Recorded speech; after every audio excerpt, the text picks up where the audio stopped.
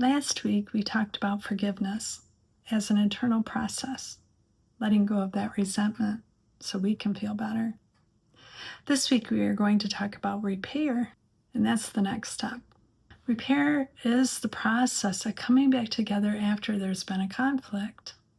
And forgiveness and repair often will go together, but they're not the same thing. Forgiveness is what you choose inside yourself.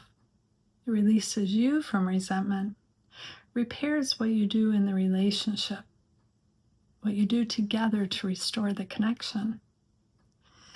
A good repair starts with an acknowledgement.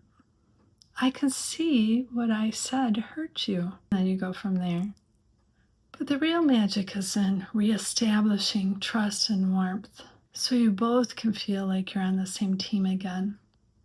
This is the real gift of conflict. This is what turns conflict into connection. If you like this information, please like and subscribe so that you get all of our good updates.